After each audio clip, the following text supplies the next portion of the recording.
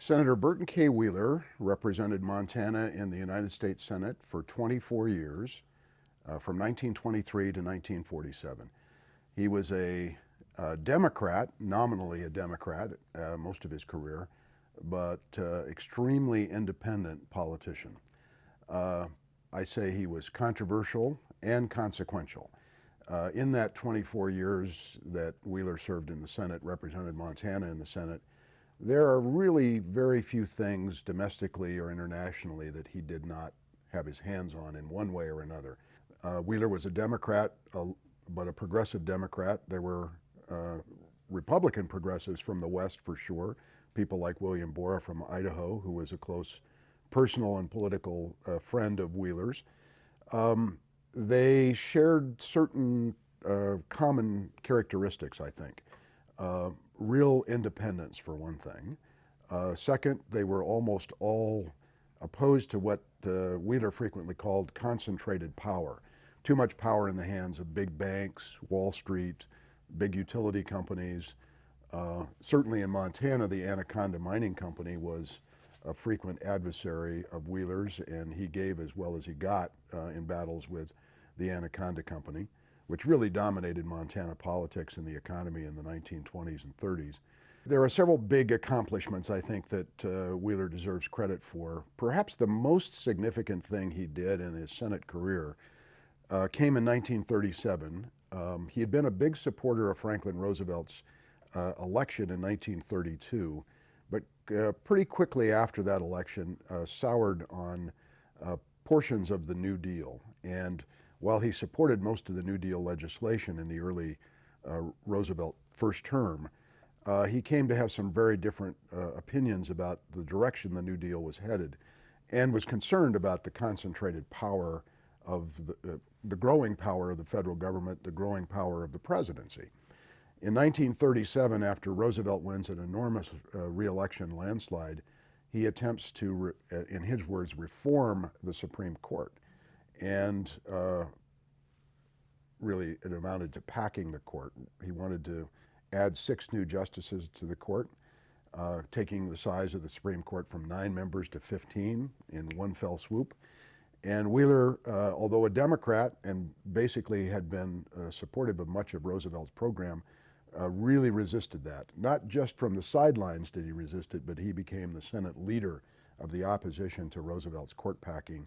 And it really splintered their personal and political relationship. But I think he deserves a great deal of credit for literally saving the Supreme Court, the independence of the court, when Roosevelt had the opportunity to really sort of make the Supreme Court subservient to the executive branch of government, and Wheeler stopped that. So that, among other things, ranks very high on his list of accomplishments. 1935, he sponsored what was then called the Wheeler-Rayburn Act, more properly called the Public Utilities Holding Company Act of 1935. Prior to 1935, the American electric utility industry had been dominated by 13 huge utility holding companies. And Wheeler believed that these holding companies were, in essence, a scheme to enrich a few very wealthy people at the kind of top end of the holding company pyramid. And he set about, with the President Roosevelt's help, to dismantle these big utility holding companies. And they succeeded. I think it was the biggest fight of Roosevelt's presidency in many ways in terms of a piece of legislation. And it engendered huge controversy. There was a big investigation of the lobbying practices of the utility industry, but they did prevail. So the Utility Holding Company Act was certainly a big accomplishment. With regard to the investigations of the Department of Justice and the Harding administration, there were 2 really separate investigations. And ironically, both of them were led by Montana senators at the time. The Teapot Dome investigation, led by Wheeler's Montana colleague, Tom Walsh, resulted in the conviction of the Interior Secretary, Albert Fall, for taking bribes related to improperly leasing federal oil reserves. At almost the same time, Wheeler began an investigation in the Senate of the Justice Department and Attorney General Doherty. He thought that perhaps Teapot Dome was somehow related to these persistent allegations of corrupt practices at the Justice Department. A sensational investigation rolled out over a period of several months. Lots of very colorful witnesses were called. There was a murder or perhaps a suicide in the middle of this that really captured the public attention.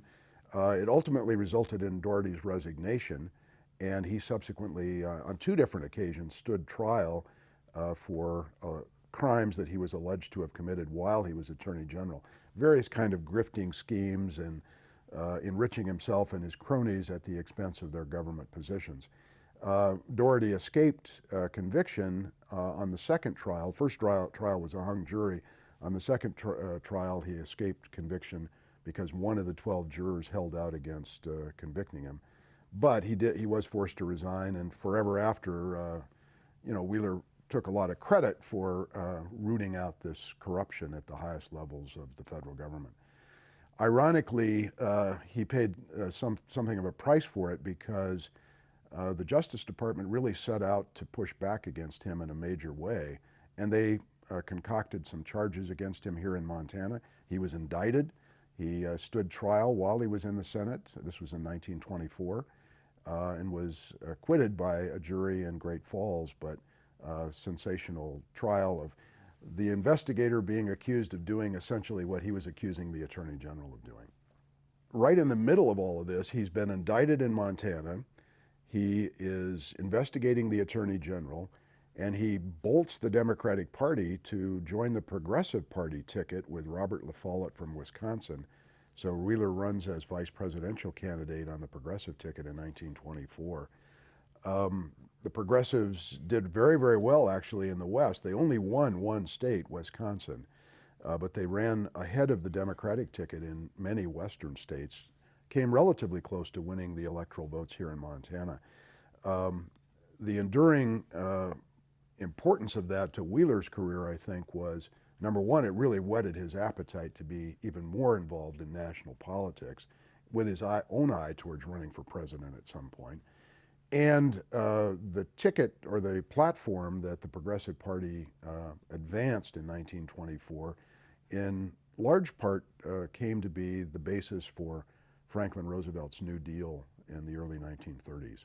So some of the reforms that the progressives were talking about, some of the efforts to control monopoly, that sort of thing, did manifest themselves in the New Deal programs of Roosevelt just within a decade after that 1924 election. America First remains, and the anti-war, non-interventionist movement prior to World War II remains probably the most controversial part of Wheeler's legacy. I trace his anti-war sentiments back to his very early days here in Montana, and perhaps even earlier than that. His mother was Quaker, so he came about his sort of pacifist, anti-war sentiments from a very early age. But he came to Montana in the early 20th century and became U.S. Attorney in Montana right about the time of the First World War. It was a tumultuous, very, very difficult time in Montana. Lots of effort to crack down on free speech. The German language teaching the German language was outlawed. German books were burned. You had to get a parade permit to do any kind of a public demonstration. And basically civil liberties were, set on the shelf for a period of time.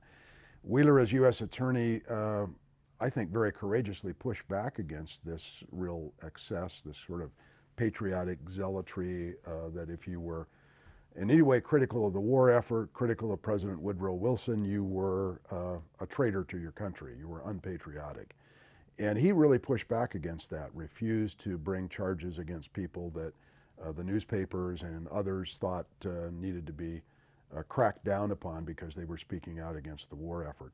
And I think that ingrained in him a certain sentiment of being really profoundly concerned about war, and he carried that all throughout his political career.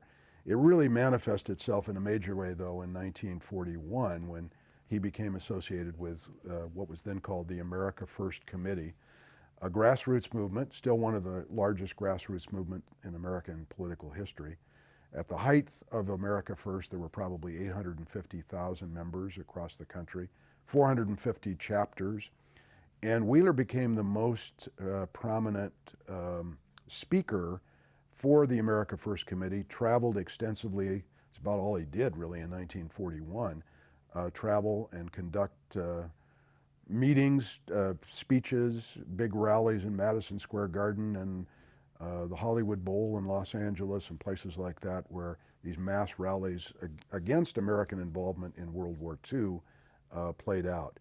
The controversy that came about was a function of several factors. One, the America First Committee did, in a way, get infiltrated by some anti-Semitic elements, and there were certainly pro-German, pro-Nazi elements associated with America First.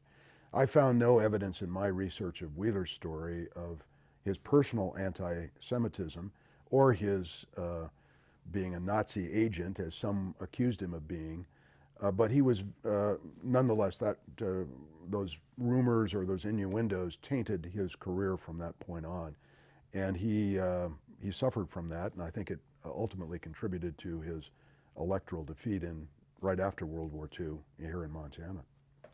Wheeler said late in his life that it seemed like controversy had followed him wherever he went. He actually encouraged the controversy in many ways because he thought if I'm involved in some controversy, I'm in the middle of something that's important that's taking place. So I hope at one level folks would read the book and come away with a sense that this is an interesting political character. On another level, I'm hoping there are some lessons for our politics now about how the Senate once operated, how independent politicians could be from their own party, how Wheeler and others, but certainly Wheeler during his career, put the country's interest ahead of his party's interest. And I think all of those are, I hope, lessons that come through in the book.